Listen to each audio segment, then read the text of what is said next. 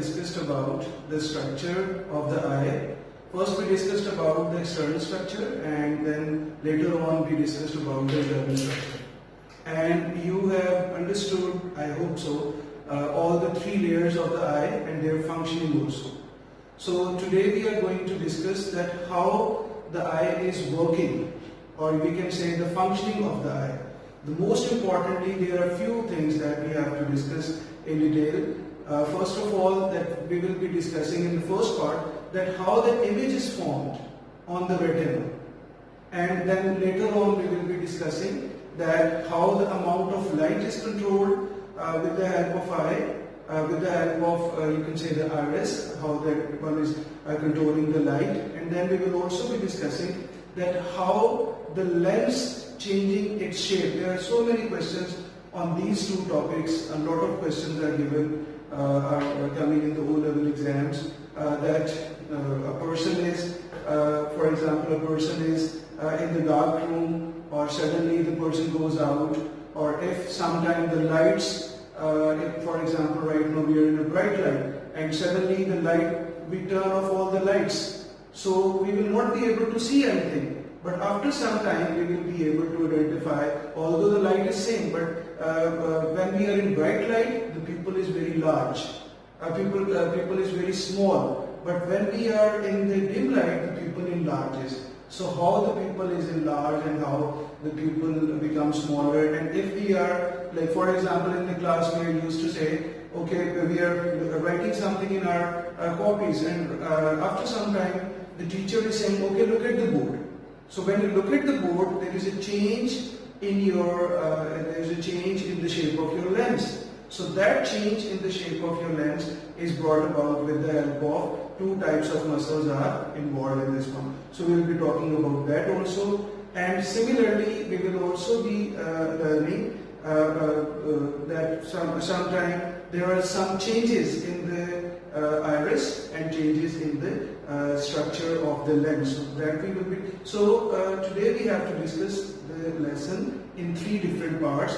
First, image formation, then controlling the amount of light, and then changes in the shape of the lens. So let's start. First of all, this is the same diagram that we have made yesterday about the eye. You can see, identify all these parts.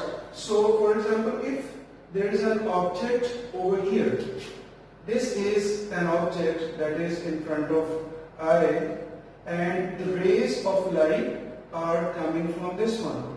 So these rays of light will be passing like this.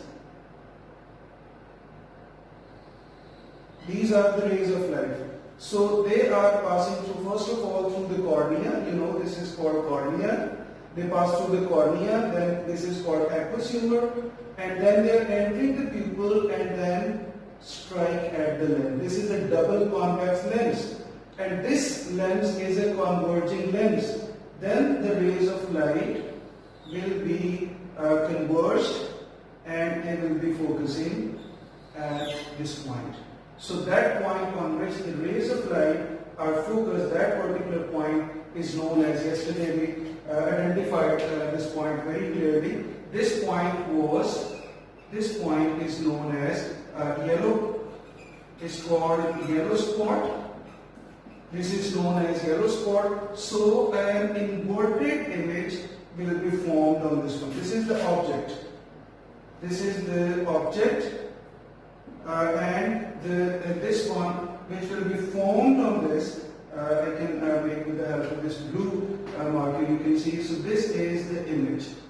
So that image is formed on this. So that image will be formed. This is the image that is formed exactly on the retina, on the yellow spot. So this is the yellow spot on which the image is formed. So this is the vitreous humor through which the rays of light are passing, and then the message will be sent through the optic nerve. The message will be sent to the brain. So this will take the message to the brain, and as a result of that, but see, the object is erect or upright, but the image is formed in the inverted form. For example, if it is like this, if it is upright, the image will be inverted, or upside down image will be formed with this. So, but brain is interpreting this image in the erect form.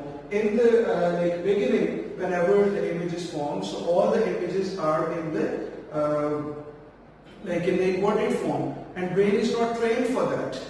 But later on, the brain understands this, and all the images are interpreted. Even right now, the images which are formed at your eye, they are inverted, but brain has learned how to interpret them in the upright form. So this is how we have to discuss, and we have. So this is how the image is formed in the eye. So this is the first part of that, and then later on we will be discussing. There is a diagram related with this. I'll explain the diagram to you. And then we will come to the next point. So let's see the diagram now. Okay class, look at this. This is the same diagram that we have explained. Look at this. This is the object. A knife is shown. And the rays of light are passing through this one. And then you can also observe this is also the image. The knife is again, image of the knife is there.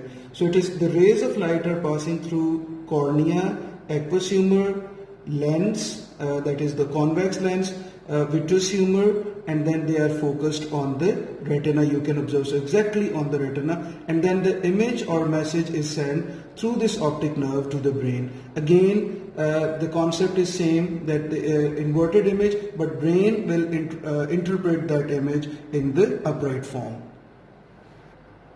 Okay class, now we will discuss that how the eye is controlling the amount of light that is entering into it. I'm just drawing only one layer. So this one layer is this is choroid. So if we draw it like this is choroid, and this portion is known as, if we draw it with this is called the iris. So this is the iris, and similarly there will be an iris on the lower side also, so that will be in this form. So if we draw the iris, this is iris, a similar choroid will be formed on this side also. So this is iris. If we draw the same iris, and this is the central part of this is called pupil. If we draw, iris is made up of two types of muscles, and these muscles are called the circular muscles. These are called circular muscles, one type of muscles, and other type of muscles which are making the iris is known as the radial muscles. So circular muscles and the radial muscles. See, these are the radial muscles. So this is the condition, we can say this is the condition in the bright light. This is the condition in bright light because the pupil is very small in size. Small pupil. And what is the condition of the muscles in this particular form? At this time, the circular muscles are contracted.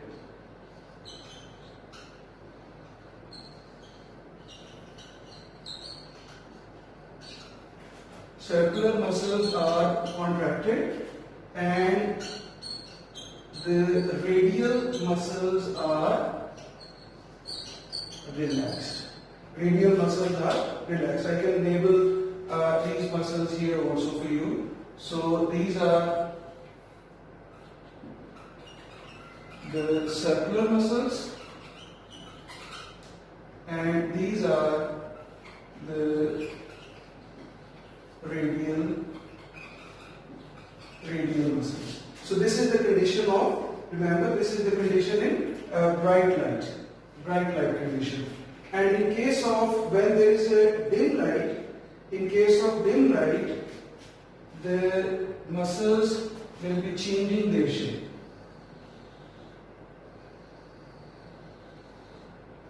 in case of dim light, the shape of the muscles will be changed and the pupil will be enlarged in the size. So here you can see this is again the same muscles are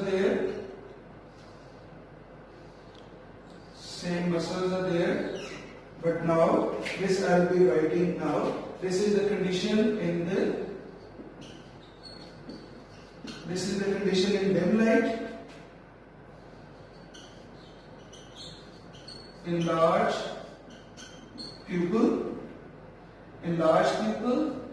and you can say the circular muscles are relaxed. As the circular muscles were contracted there, and radial muscle. Now to open this one, the radial muscles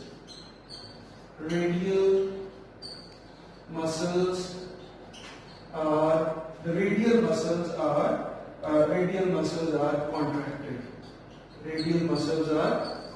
So as a result of this one, the size of the pupil will be enlarged. So this is the condition for the dim light, and this is the condition for bright light. And how the questions come in the exams. The questions in the exams are coming. A person is moving from a dark room to a bright room, or a person is moving from a bright room to a dark room, or something like this. Or sometimes the question comes that if suddenly all the lights are turned off, then what will be happening? So these type of questions are asked, and as a result of this one, there is a change in the size of pupil, and you are supposed to write the function of the radial as well as the circular muscles.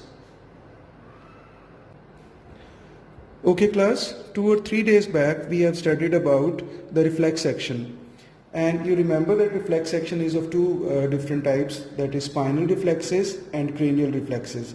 In cranial reflexes there were two examples, blinking of eye and pupil reflex.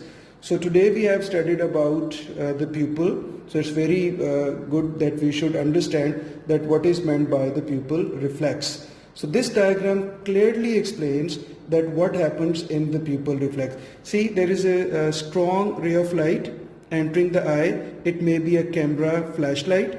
So this light is entering the eye, striking at the retina, and from the retina at once a sensory neuron will take the message to the brain, but non-thinking part of the brain, and right from there a relay neuron will transmit this one to the motor neuron, and motor neuron will take the message here in the iris, and iris will be suddenly changing its shape and closing the pupil. And in this one there is no involvement of the brain, and it is also, look at this, it's called an arc. This is the reflex arc. 3 neurons are involved. There is a sensory neuron, a relay neuron, and the motor neurons only. So this is making, you remember that reflex arc is the functional unit of the reflex section. So this is an arc like structure.